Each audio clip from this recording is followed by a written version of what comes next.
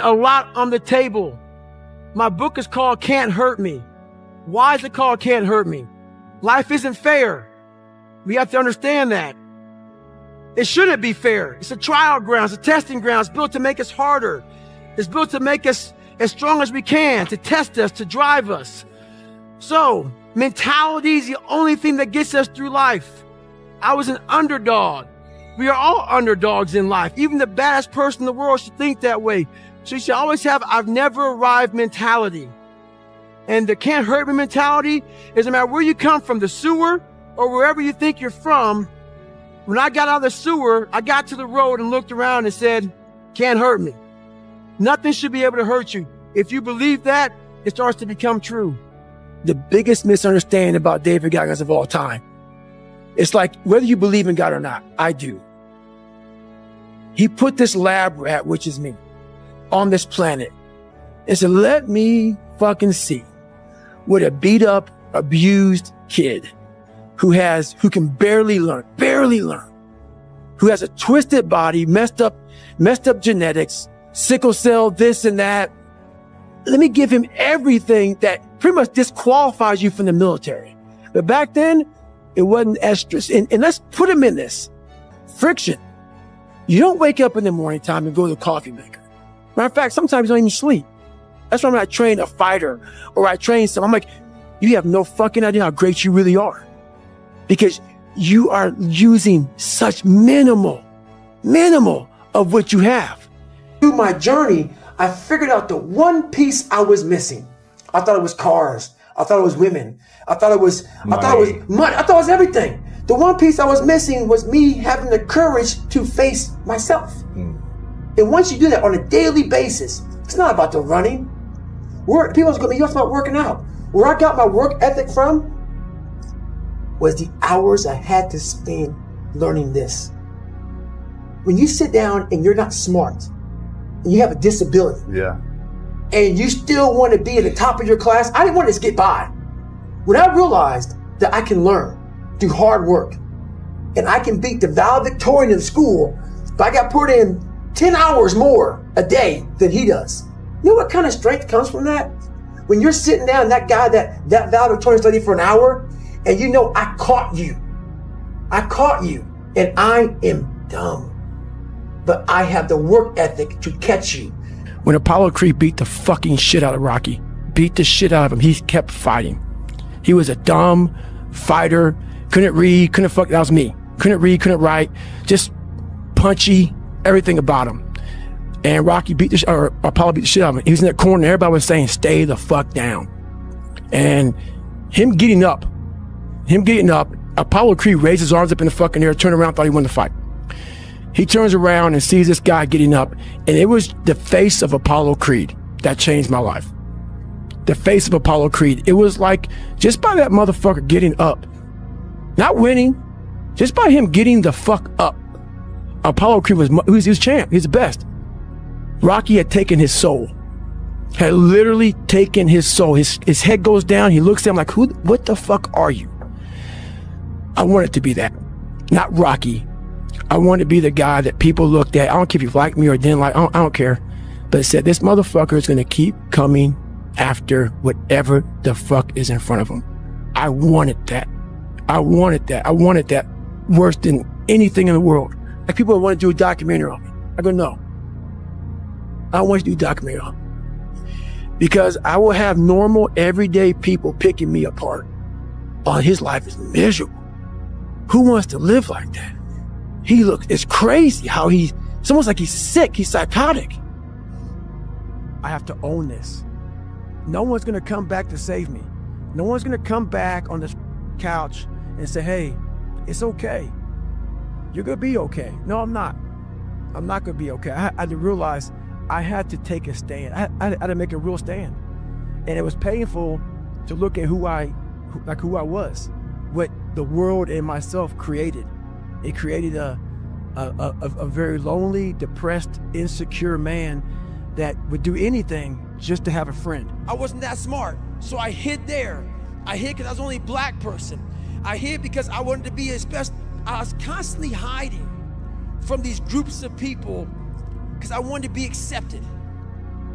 And the more I hid, the more David Goggins became nothing. There was no David Goggins. I was you when I was around you. I was Mary around Mary. I was John around John. There was no David Goggins. This is when I realized I was alone on this earth. Yeah. I have God but alone on this earth, and I have to fix everything. So what changed my whole mindset, really, I was thinking, like, why the hell did God put me here? What am I doing here? If you have that mentality, you could be nothing. You have to believe that you are here for a reason. That there's some reason. Me getting beat up, me getting tortured, me being bullied, me being born with no foundation, me having to figure all this shit out on my own, figuring out this indestructible mental toolbox, had to be for a reason. And my reason, I believe now, I know for a fact, was to unlock the code to human potential. And for me to share that with people. I no longer wanted to be a victim in my mind. I wanted to dominate when most people would refuse to dominate.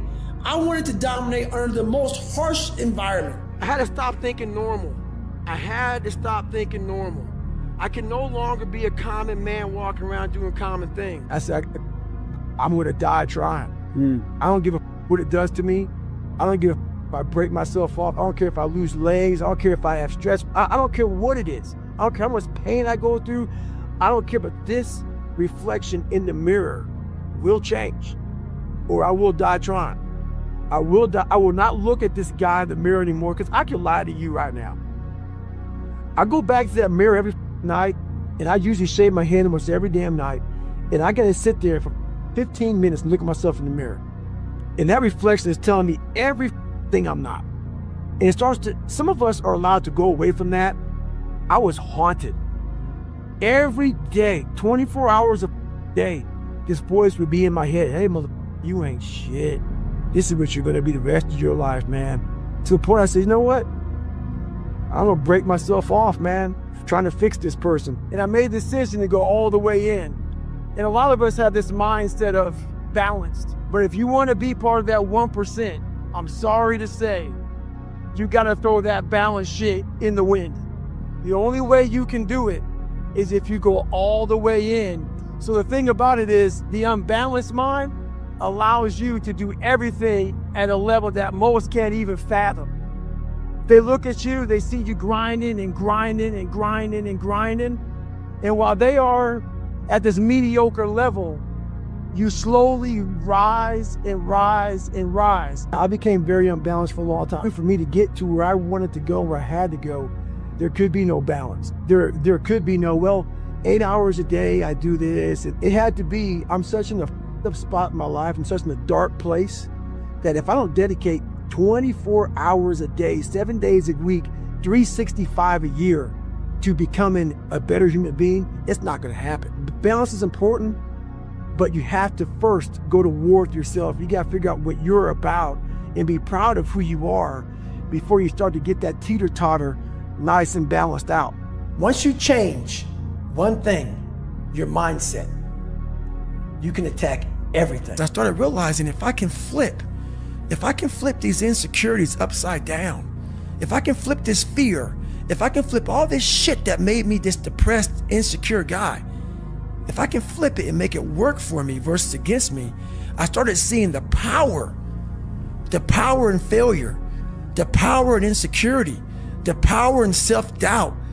Because I looked at everybody, it may not be true, but that's how I looked at everybody, as being way above me. I thought to myself, if I can be at the lowest part in the world, in the sewer, and be able to overcome all this shit, I started using that as power. And I slowly started passing the guys from Harvard, the guys from MIT, the guys who were from great families and shit. I'm like, oh my God, I'm catching up. I had nothing. So I started flipping it and using it as power. A lot of us run away from our fears. Sure. And we box ourselves in to a lifestyle of this is all we can do. Because I'm afraid of everything outside this box. Yeah. So I'm comfortable inside this box. I was afraid of the work, because I wasn't gifted with brains. I wasn't gifted with God-given talent as far as like athleticism. So I knew to get to where I had to go, to be on the same playing field as these men, to even try out for this program, I knew the work was going to be something that I didn't want to even attack. I jumped the box. Oh, you did? Yeah. For the first time in my life, mentally, I jumped the box and said, hey, I got to come out here and play. You got to start diving into those things that you are afraid of. You don't gain confidence by going to the spot that makes you feel good. It's going to be a false reality. And the second life gives you that challenge, all you want to do is go back to what made you confidence or what gave you confidence. Is that happy spot. No. If you can get through these different barriers and gain 5%, 2%, 3%, that 40% becomes 60. That 60% becomes 70 and 80 and 90. And then you'll hopefully one day near 100. I've given everything. People make, oh, you ran on up knees, you taped your feet up, you did blah, blah. You had 2 heart surgeries, you kept on going. Yep, sure did. I had somewhere to go. I had somewhere to go and I got there. And buddy, when mother tell you, you can take a break now? Hey, you're up? As long as my knees are halfway worked, I got to run. You telling me, man, maybe a chance I can't run no more? Give me an excuse to not do shit, but as long as I have no excuse, I gotta do it. On the other end of suffering is a life that many people don't know even exists. It's a beautiful world, because like the 40% rule, we all live in this world where our brains are keeping us in this box. Outside that box, on the other edge of suffering, which is on the other edge of that 40%, is a world that's endless of opportunity. But we are afraid to go outside that box because in that box it's comfortable. That's where all of our nice stuff, that's where the nice 4-lane highway's at. I know where the restrooms are at. I know where the gas stations are at.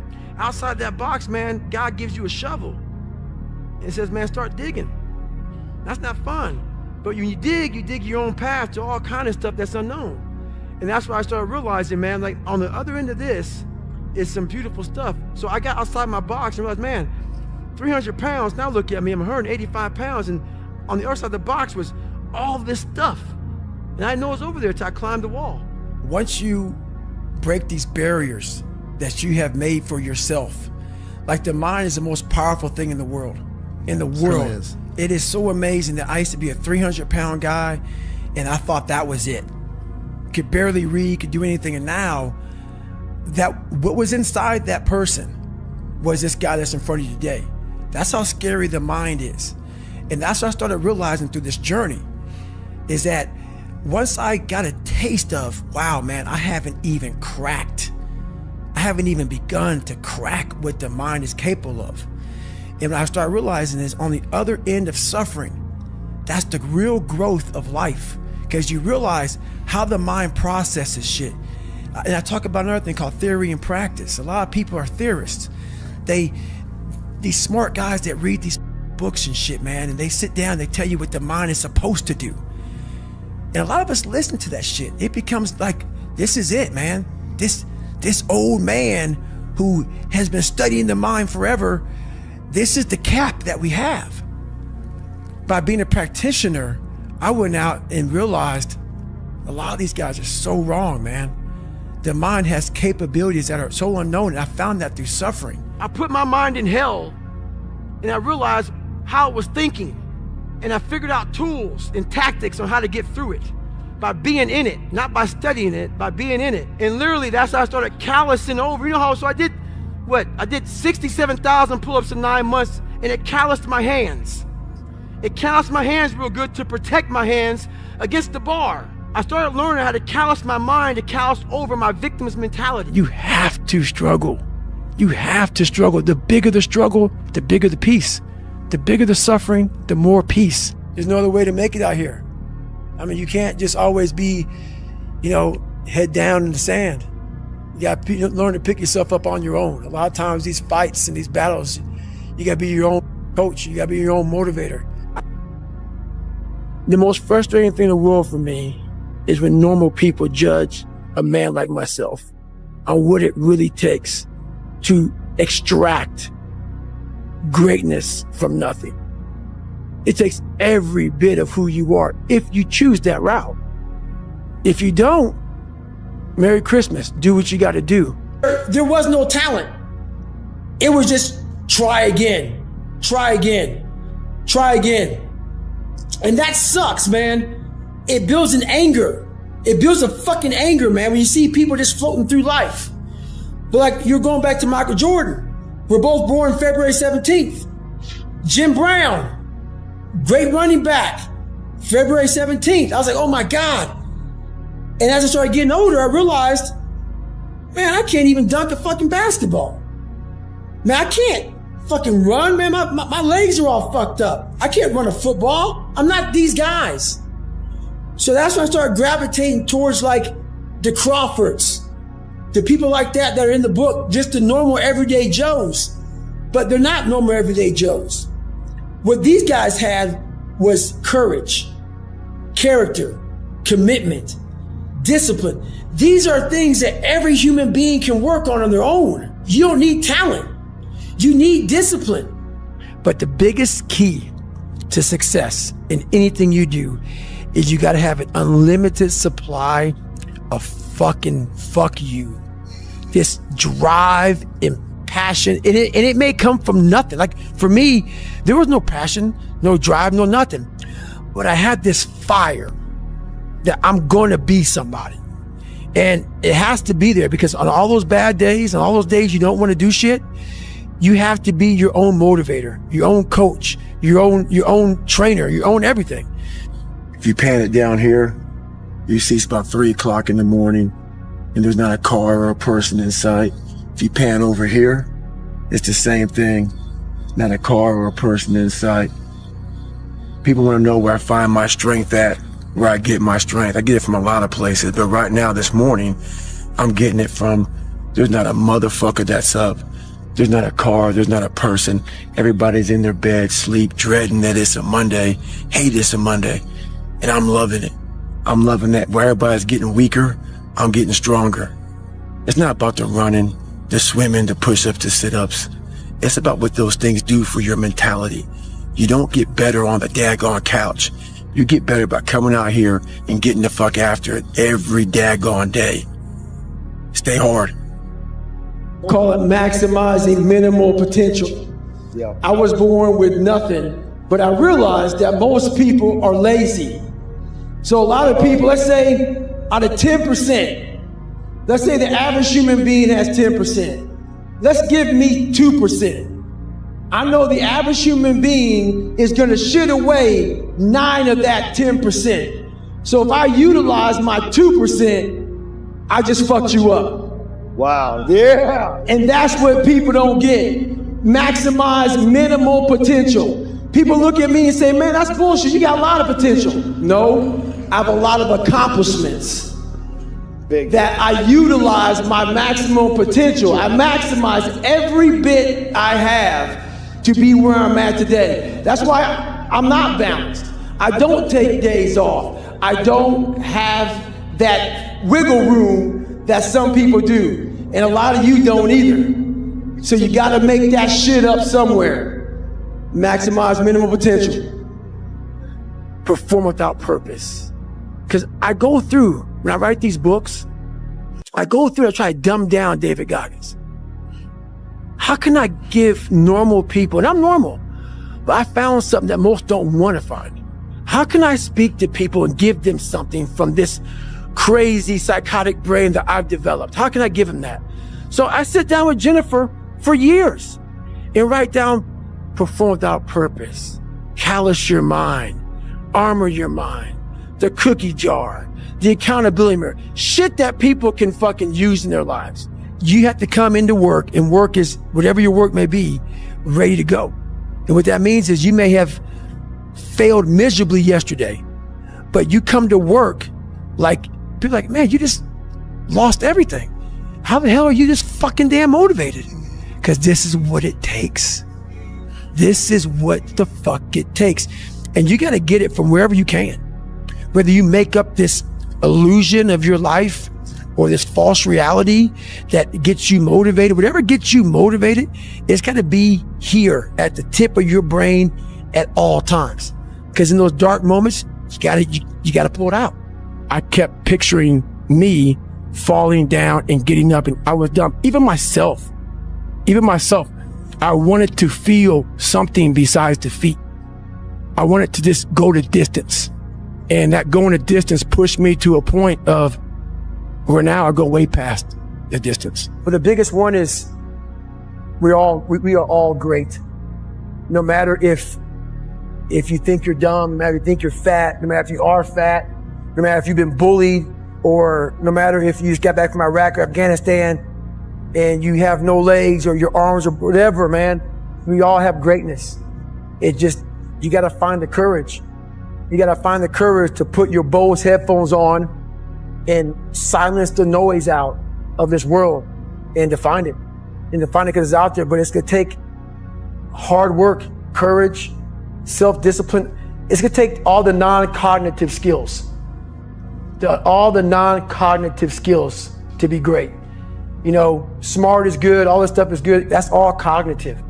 It's the non-cognitive skills that set you apart from everybody else. And that's what it's all about. The barbaric life that I live, that you have to live, the almost obsession that you must have to be great, you can't put that shit in a fucking book, bro. You can't put it in a book. You can't.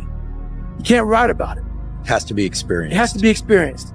And you can't even, after you experience it, to write it in the book, it would seem like he needs to be locked up.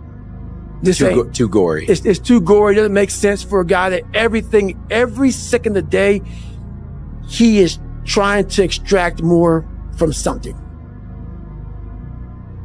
When that alarm clock goes off at 4 or 5 in the morning, your mind says no. You just say, it's just what we do.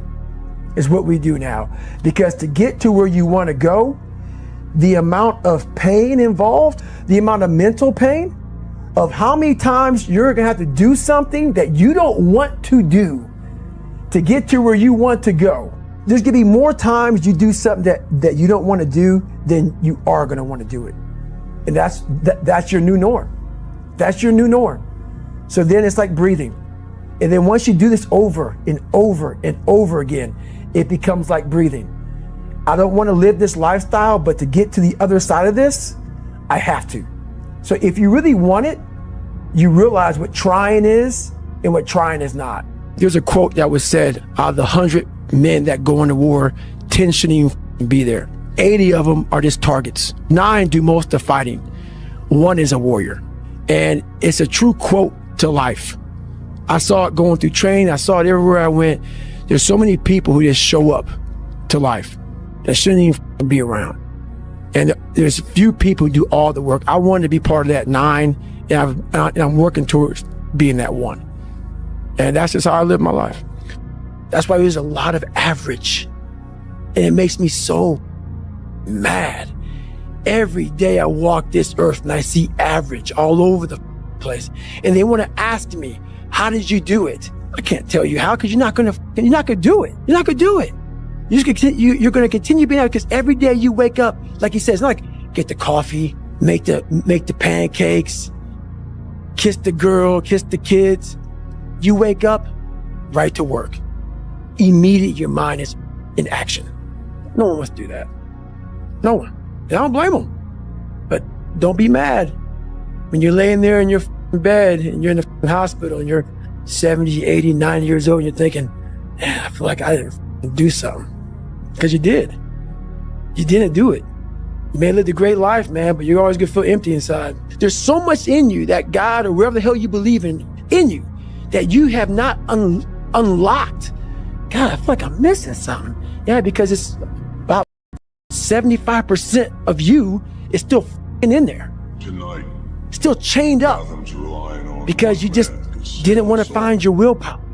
Didn't want to find your soul, your will, your heart, your determination, your guts, your courage. And what that looks like, it looks scary. Scary.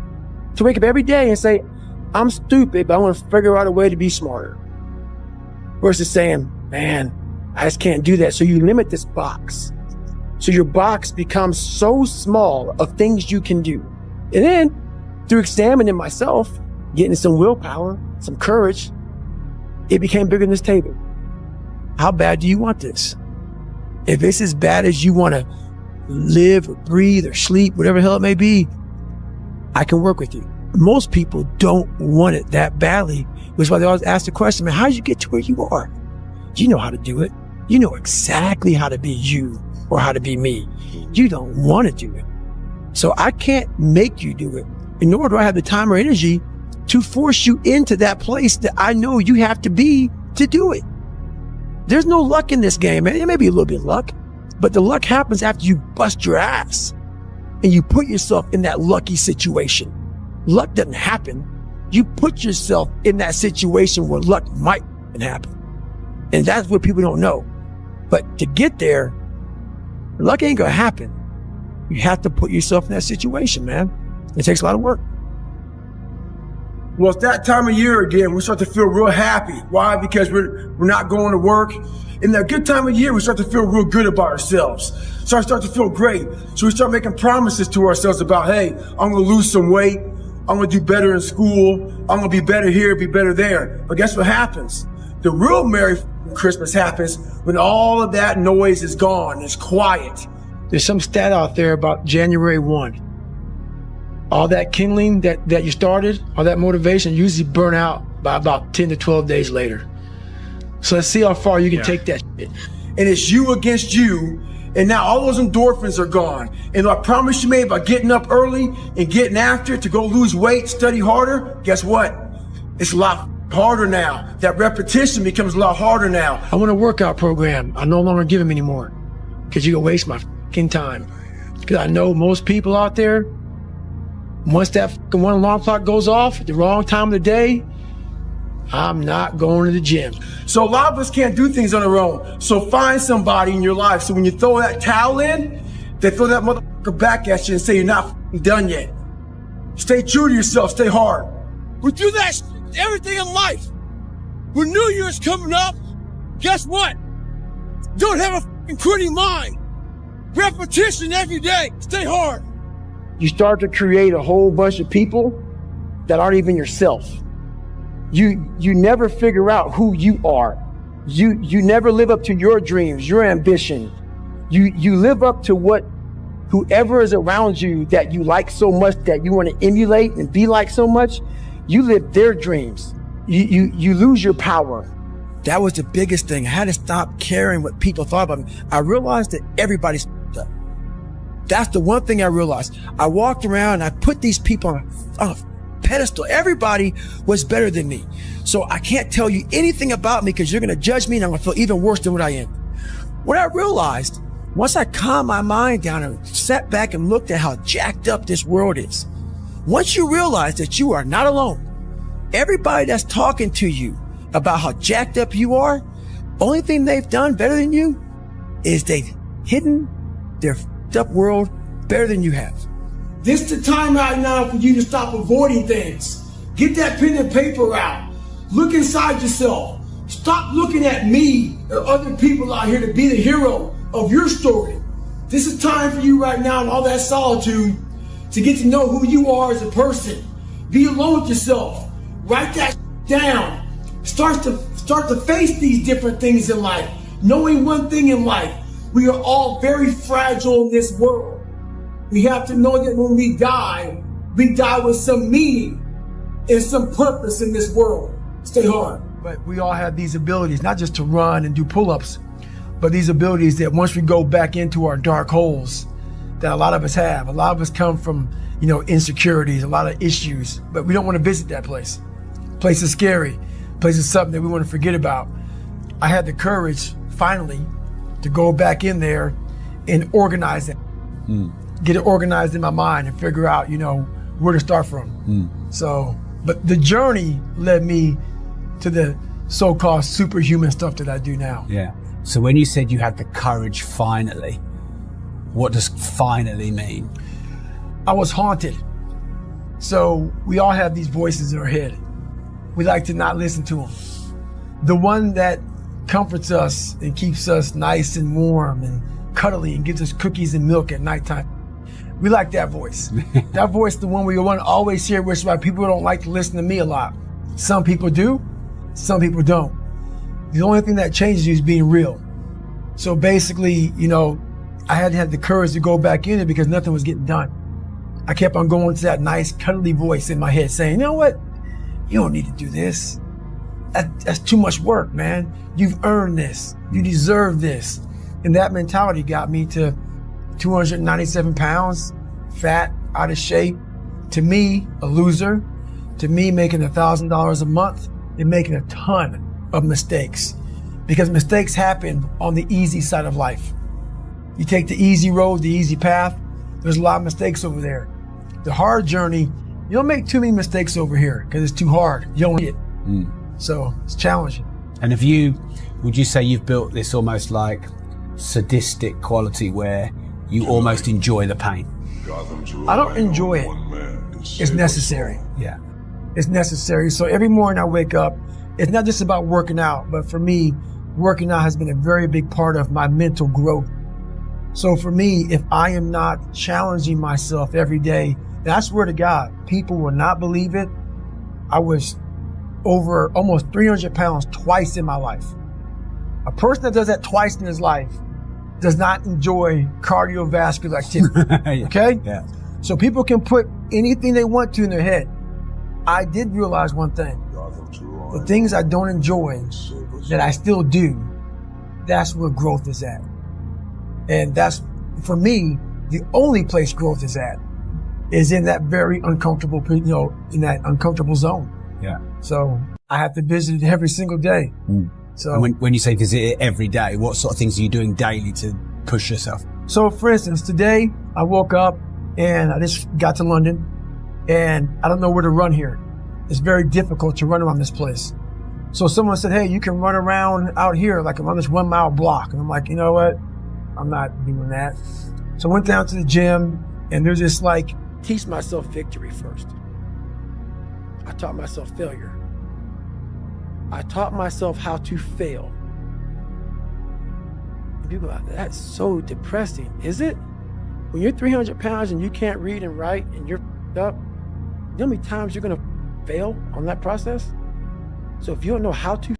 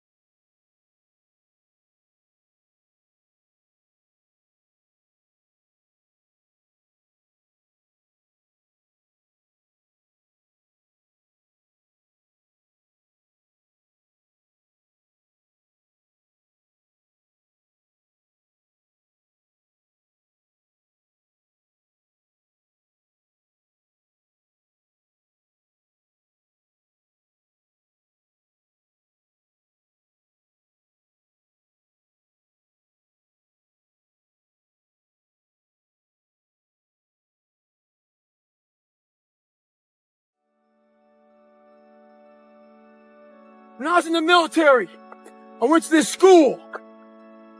It was all about projects. They give you a wheelbarrow with 5 people, but the wheelbarrow had no wheel. They give you big ass cinder blocks, 2x4s. And you had to get all that shit from point A to point B at one carry. They want you to get creative. When I was born with all kind of heart issues, lung issues, bone issues. So I had to get creative. I didn't have a lot to work with. A lot of you use that as a fucking excuse. You don't have a lot to work with. So you want to die all preserved. Make sure you die being used up. Find out what you have and get maximum potential out of that motherfucker. Stay hard. We are leaving a lot on the table. My book is called Can't Hurt Me. Why is it called Can't Hurt Me? Life isn't fair. We have to understand that. It shouldn't be fair. It's a trial ground. It's a testing ground. It's built to make us harder. It's built to make us as strong as we can, to test us, to drive us. So, mentality is the only thing that gets us through life. I was an underdog. We are all underdogs in life. Even the baddest person in the world should think that way. So you should always have I've never arrived mentality. And the can't hurt me mentality is no matter where you come from, the sewer or wherever you think you're from. When I got out of the sewer, I got to the road and looked around and said, can't hurt me. Nothing should be able to hurt you. If you believe that, it starts to become true. The biggest misunderstanding about David Goggins of all time. It's like, whether you believe in God or not, I do. He put this lab rat, which is me, on this planet and said, let me fucking see what a beat up, abused kid who can barely learn, who has a twisted body, messed up genetics, sickle cell, this and that. Let me give him everything that pretty much disqualifies you from the military. But back then, it wasn't estrus. And let's put him in this and see what comes out of it. So to do that, friction. You don't wake up in the morning time and go to the coffee maker. Matter of fact, sometimes you don't even sleep. That's why when I train a fighter or I train someone, I'm like, you have no fucking idea how great you really are. Because you are using such minimal of what you have. Through my journey, I figured out the one piece I was missing. I thought it was cars. I thought it was women. I thought it was money. I thought it was everything. The one piece I was missing was me having the courage to face myself. And once you do that on a daily basis, it's not about the running. People are going to be, you have to start working out. Where I got my work ethic from was the hours I had to spend learning this. When you sit down and you're not smart, and you have a disability, and you still want to be at the top of your class, I didn't want to just get by. When I realized that I can learn through hard work, and I can beat the valedictorian in school, if I got put in 10 hours more a day than he does. You know what kind of strength comes from that? When you're sitting down, that guy, that valedictorian studied for an hour, and you know, I caught you, and I am dumb. But I have the work ethic to catch you. When Apollo Creed beat the fucking shit out of Rocky, beat the shit out of him, he kept fighting. He was a dumb fighter, couldn't read, that was me. Couldn't read, couldn't write, just punchy, everything about him. And Apollo beat the shit out of him. He was in that corner, everybody was saying, stay the fuck down. And him getting up, Apollo Creed raised his arms up in the fucking air, turned around, thought he won the fight. He turns around and sees this guy getting up, and it was the face of Apollo Creed that changed my life. The face of Apollo Creed. It was like, just by that motherfucker getting up, not winning, just by him getting the fuck up, Apollo Creed was champ. He's the best. Rocky had taken his soul, had literally taken his soul. His head goes down. He looks at him like, what the fuck are you? I wanted to be that, not Rocky. I wanted to be the guy that people looked at. I don't care if you like me or didn't like, I don't care. But it said, this motherfucker is going to keep coming after whatever the fuck is in front of him. I wanted that. I wanted that worse than anything in the world. Like people want to do a documentary on me. I go, no. I don't want you to do a documentary on me. because I will have normal, everyday people picking me apart. Oh, his life is miserable. Who wants to live like that? It's crazy how it's almost like he's sick. He's psychotic. I have to own this. No one's going to come back to save me. No one's going to come back on this couch and say, hey, it's okay. You're going to be okay. No, I'm not. I'm not going to be okay. I had to realize I had to take a stand. I had to make a real stand. And it was painful to look at who I was, what the world and myself created.